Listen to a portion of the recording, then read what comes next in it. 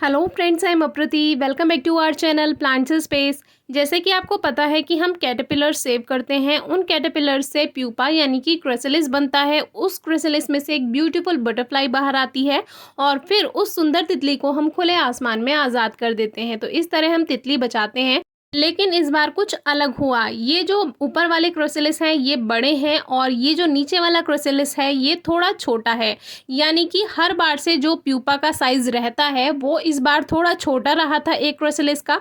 तो हमें लगा ये नॉर्मल है क्योंकि ऐसा पहले भी हुआ है, लेकिन सब कुछ ठीक रहा। तितली थोड़ी छोटी निकल कर आ जाती है उसमें से, लेकिन फिर भी सब कुछ ठीक रहता है। लेकिन इस बार जो तितली निकली है वो इमेच्योर निकली है और उसका एक पंख नहीं है, यानी एक विंग नहीं है। तो हमें थोड़ी चिंता हुई और हमें लगा कि ऐसा क्यों हुआ कि इसका एक पंख नहीं बन पाया।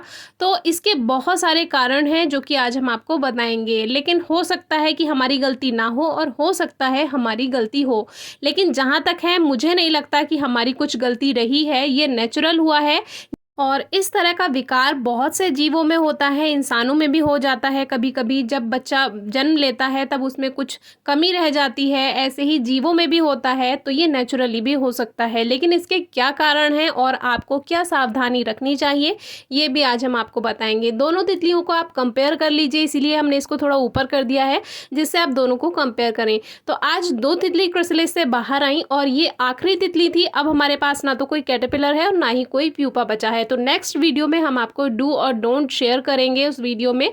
तो आज की वीडियो तो इस इमेच्योर बटरफ्लाई के बारे में है। तो सबसे पहले जो तितली स्वस्थ है उसको हम आज़ाद कर देते हैं और वो अपनी रंगीन दुनिया में उड़कर चली गई। तो अब आते हैं हम अपने टॉपिक पर। जो ये तितली है तो ये हमें पता था कि ये उड़ नहीं पाएगी क्योंकि इसका जो 4 पंख होते हैं उनमें से केवल इसमें 3 पंख ही थे। तो ये तो पता था ये उड़ नहीं पाएगी, इसीलिए इसको भागने का हमें डर नहीं था। हमें पता था ये गार्डन में ही रहेगी। लेकिन जब हमने इसको फ्री किया तो हमें ये देखकर बहुत अच्छा लगा कि ये उड़ पा रही थी, क्योंकि कभी कभी तितलियां उड़ नहीं पाती हैं जब वो इमेच्योर होती हैं।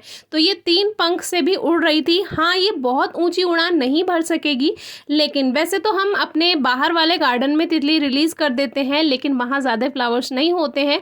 तो हमने सोचा कि अगर ये उड़ नहीं पाई तो इसको कम से कम दाना पानी तो इसको मिल ही जाएगा, तो अपने टेरेस गार्डन में इसको रिलीज़ करते हैं।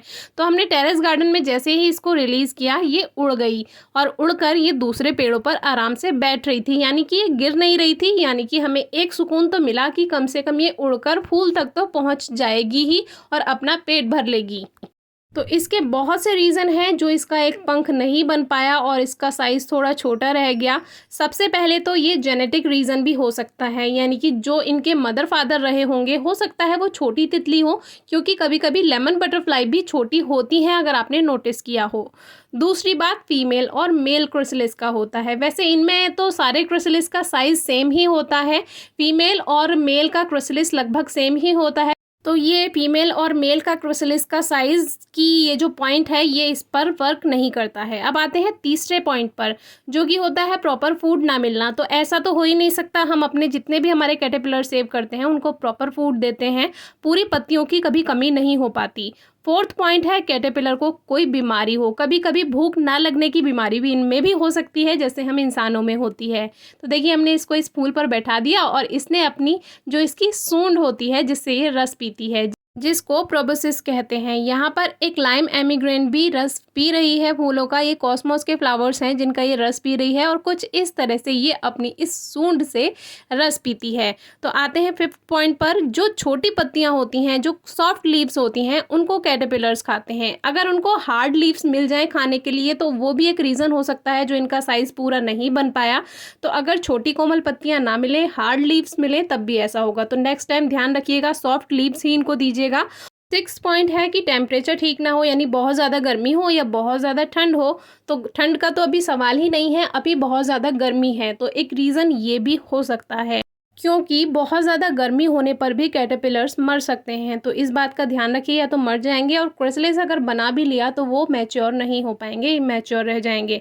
7 पॉइंट है कि जो दूसरे कैटरपिलर्स होते हैं अगर वो अग्रेसिव हैं, इनको खाना नहीं खाने दे रहे हैं, तब भी ये छोटे में ही अपना जाकर क्राइसलिस बना लेंगे दूर बैठकर, और उससे भी इनका जो बटरफ्लाई निकलेगी वो इमैच्योर हो सकती है क्योंकि प्रॉपर फूड नहीं मिला।